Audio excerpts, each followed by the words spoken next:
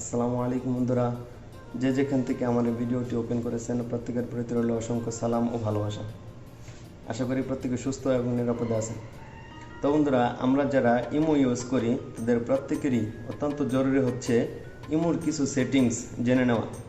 কারণ ইমোর অনেকগুলো সেটিংস রয়েছে যেগুলি মোবাইলে বলতে গেলে ভিডিওটা অনেকটা লম্বা হয়ে যাবে।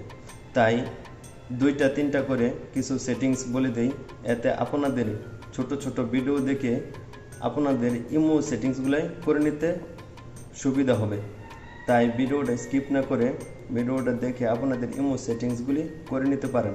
এবং আরও কিছু ভিডিও রয়েছে যেগুলি এই ভিডিওর নিচে ডিসক্রিপশন বক্সে সেই ভিডিওর লিঙ্ক দেওয়া আছে, আপনারা চাইলে সেই ভিডিওগুলি দেখে আসতে পারেন।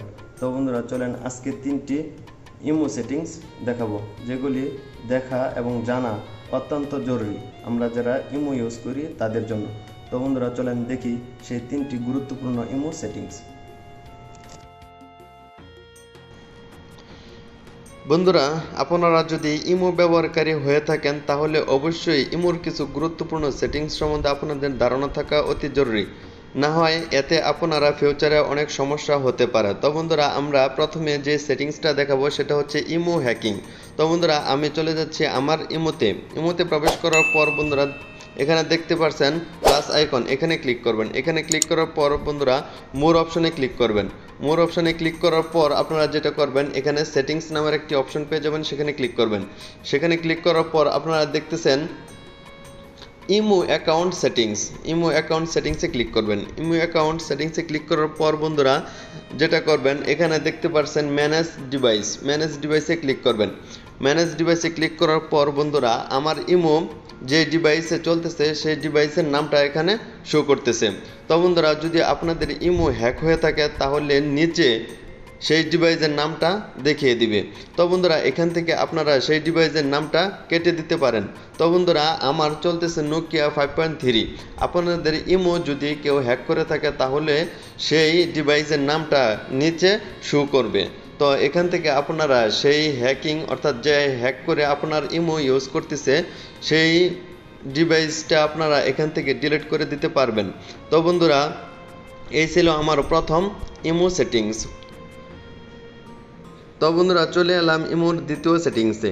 তো প্রথমে আমরা যেটা করব, ইমোতে প্রবেশ করার পর আবারও প্লাস আইকনে ক্লিক করব। প্লাস আইকনে ক্লিক করার পর মোর অপশনে ক্লিক করব। মোর অপশন থেকে আমরা সেটিংসে ক্লিক করব। সেটিংস থেকে আমরা প্রাইভেসি নামের একটি অপশন দেখতেছি, সেখানে ক্লিক করব। সেখান থেকে আপনারা দেখতেছেন রিয়েলি টাইম চ্যাট, সেটা আমার এখন অফ আছে।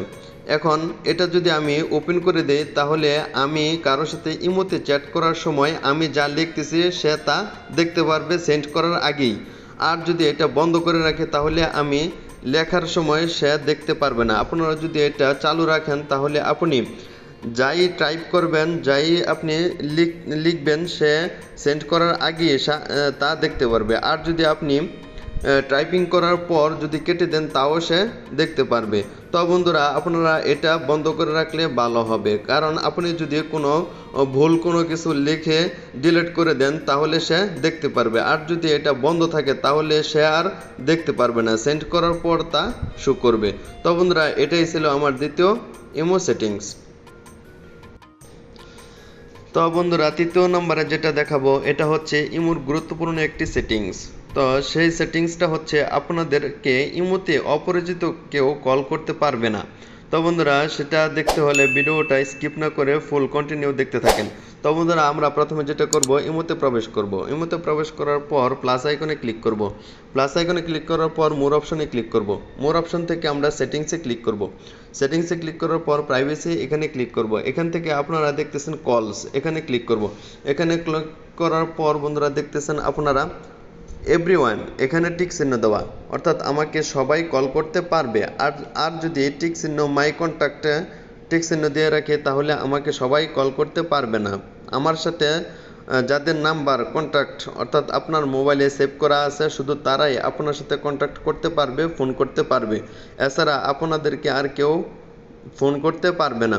তো বন্ধুরা, ইমোর গুরুত্বপূর্ণ এই ছিল আমার 3টি সেটিংস। তো বন্ধুরা, ভিডিওটা যদি ভালো লেগে থাকে তাহলে অবশ্যই চ্যানেলটি সাবস্ক্রাইব করুন এবং পাশে থাকা বেল আইকনটি বাজিয়ে দিন। এতে আপনারা মোবাইলের নিত্য নতুন কিছু সেটিংস সম্বন্ধে আপনারা ধারণা পাবেন। তো বন্ধুরা, এই ছিল আজকের টিউটোরিয়াল। ভালো থাকবেন, সুস্থ থাকবেন। সালামু আলাইকুম।